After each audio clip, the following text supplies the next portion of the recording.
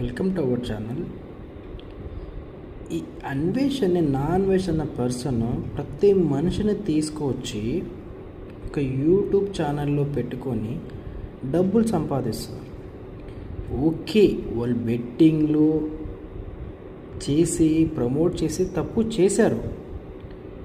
నీ దగ్గర ఏమేమి లిస్ట్ ఉందో అది తీసుకుపోయి పోలీస్ స్టేషన్లో కంప్లైంట్ చేయి.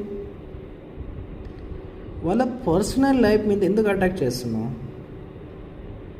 నీకు ఏదైనా చేయాలనిపిస్తే సో పర్సన్ ఉంది, వాళ్ళ ఎవిడెన్స్ ఉంటే ఆ ఎవిడెన్స్ తీసుకుపోయి నువ్వు పోలీస్ స్టేషన్లో సబ్మిట్ చేయి. సో వాళ్ళు టెంపరీగా తెలుసో తెలియక తప్పు చేశారు.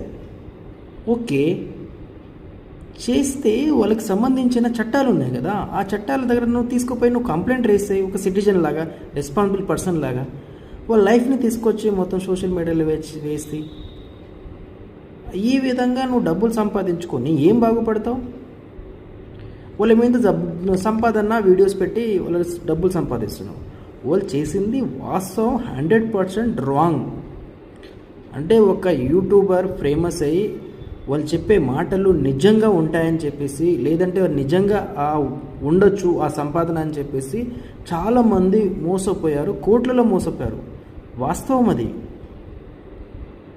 కానీ వాళ్ళని తీసుకుపోయి మళ్ళీ సోషల్ మీడియాలో తీసుకొచ్చి వాళ్ళ లైఫ్ని పెంచడం, వాళ్ళు తప్పు చేశారు, తప్పును సరిదిద్దుకొని మళ్ళీ తప్పు చేయకుండా వాళ్ళు జాగ్రత్తలు తీసుకుంటారు. దానికి సంబంధించిన కౌన్సిలింగ్, రీహాబిలిటేషన్ సెంటర్ చాలా ఉంటాయి కదా, దానికి సంబంధించిన డిపార్ట్మెంట్ ఉంది.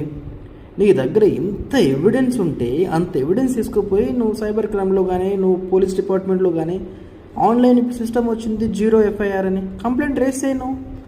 కానీ నిజంగా తీసుకుపోయి వాళ్ళ లైఫ్ని మొత్తం వాళ్ళు అట్లే అన్నారు, వాళ్ళ మమ్మీని, వాళ్ళ డాడీని, వాళ్ళ అక్కని, వాళ్ళ చెల్లెల్ని, వాళ్ళ పిల్లల్ని ఈ విధంగా నువ్వు ఆడుకోవడం ఏంది? కనీసం ఒక రెస్పాన్సిబుల్ పర్సన్ లాగా నువ్వు ఎక్కడో కూర్చొని అదిందని ఇదని అది చెప్పడం ఎంతవరకు కరెక్ట్? సరే, వాళ్ళు తప్పు చేస్తే దానికి సంబంధించిన సెక్షన్లు ఉంటాయి కదా, చట్టాలు ఉంటాయి, చూసుకుంటారు వాళ్ళు. నీకు అంత ఎవిడెన్స్ ఉంటే ఆ ఎవిడెన్స్ తీసుకుపోయి నువ్వు పోలీస్ స్టేషన్లో సబ్మిట్ చేయి, ఆన్లైన్లో 0 FIR చేయి. కానీ ప్రతి ఊరం తీసుకొచ్చి నువ్వు సోషల్ మీడియాలో వేసి వాళ్ళు నిజంగా వాళ్ళ లైఫ్ని వాళ్ళు తెలుసో తెలియక తప్పు చేశారు, వాళ్ళ లైఫ్ని పెళ్లి చేసుకునే వాళ్ళు కూడా ఉంటారు కదా. తీసుకుపోయి అమ్మాయిలను కూడా ఏ విధంగా ఘోరంగా ఆడుకుంటున్నావు నీ సంపాదన, నీ డబ్బు కోసం. ఇట్ ఈస్ నాట్ యాటిట్యూడ్, మంచి యాటిట్యూడ్ కాదు ఇది. బట్ నువ్వు ఏమైనా కూడా అది కరెక్ట్ వే కాదు. సో రెస్పాన్సిబుల్, నువ్వు చాలా మంచి పని చేస్తున్నావు. అది తీసుకుపోయి నువ్వు FIR పోలీస్ స్టేషన్లో వాళ్ళు కంప్లైంట్, వాళ్ళు డిపార్ట్మెంట్ వాళ్ళు చూసుకుంటారు. లేదంటే ఒక లిస్ట్ రెడీ చేసి స్వయం మెంబర్ ఇట్లా చేశారని చెప్పేసి పెట్టు.